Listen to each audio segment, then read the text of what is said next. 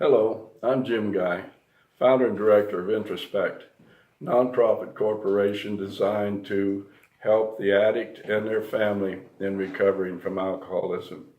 I've worked in the field for many years, and I've worked with many addicts and many families who have suffered from the illness of addiction. Addiction comes from the Latin, means enslaved by or bound by. And anyone who has experienced this can agree with this definition. In AA recovery, to paraphrase, addiction is cunning, baffling, and powerful. One of the sad things about addiction is it pulls the family in, and so often the family doesn't know what's even happened to them. It's like they've gone to a gunfight with a pocket knife, and it just doesn't work that way. So for this reason, I want to talk to you about some of the things that a family will go through in the addiction process, and some of the things they can do in order to assist their own recovery and assist the addict's recovery. First thing a family will do in the addiction process is they'll deny there's a problem.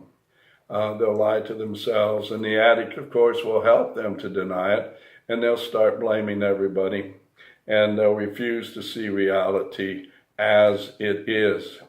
It'll go away if we just don't talk about it, but it doesn't work that way. And it's hard to accept this addiction when you've got a daughter or a son or a wife or a husband or a loved one who's caught up in that, and you can't believe that this has actually happened to them. And so, and unfortunately, it does happen to a lot of good people. Addiction is progressive. It gets worse. And as it gets worse, the addict will come into legal problems, job problems.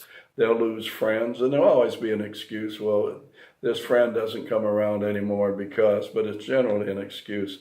And pretty soon, the addict neglects everything and everybody but his own addiction. And rescuing then becomes the norm. And this is what shouldn't happen. But this is when the family begins to bail the addict out of jail, call the boss and make excuses, do all sorts of things to cover up. But nothing changes. None of the cover-ups work. None of the support that you try to give the addict works. And this is when the family needs to begin to quit rescuing, quit covering up, quit bailing them out of jail, quit lying to the boss for them, and start accepting the fact of addiction. Because nothing would change as long as they do that.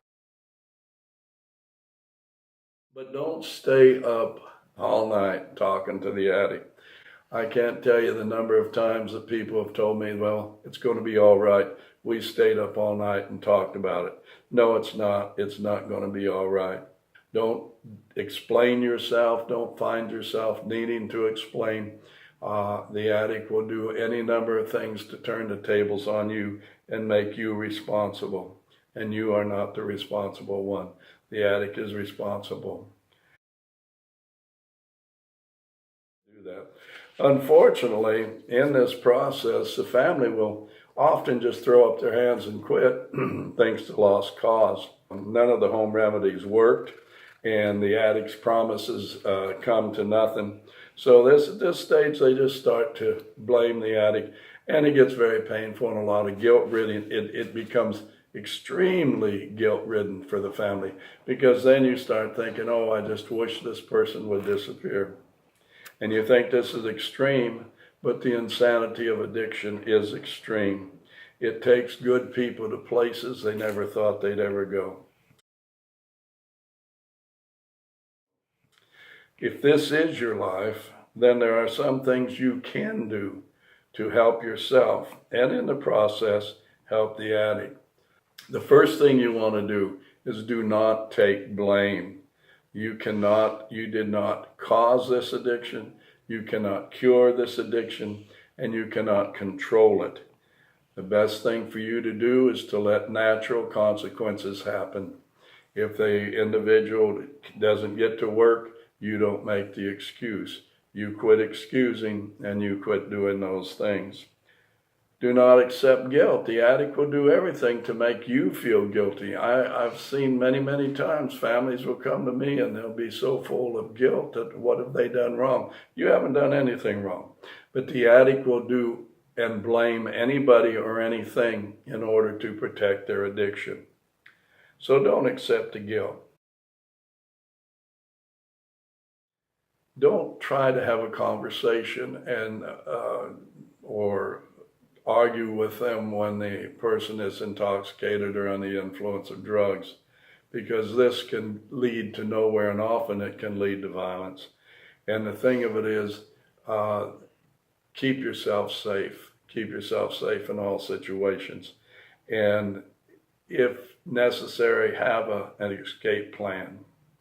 Use tough love. At this stage of the game, caring love is just helping the addict die. Recognize that they are living in an insane world and pulling you in.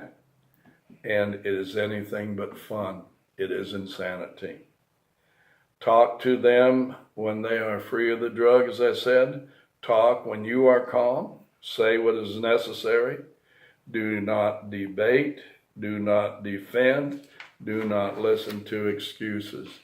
Tell them what they do and the effect it has on their behavior, and let them know they need help. Do not bluff and do not react.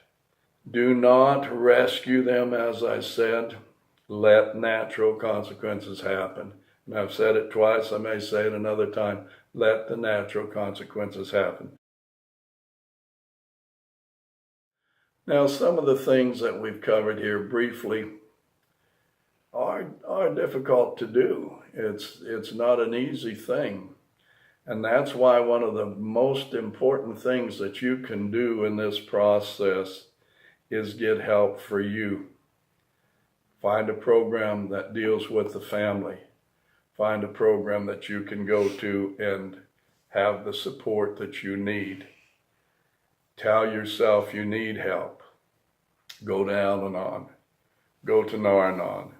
Go to a support program that focuses on family addiction. But get yourself there. And if you'd like to contact me, you can at introspect@att.net and email me, and I'll be happy to email you back and give you what assistance I can. But keep yourself safe.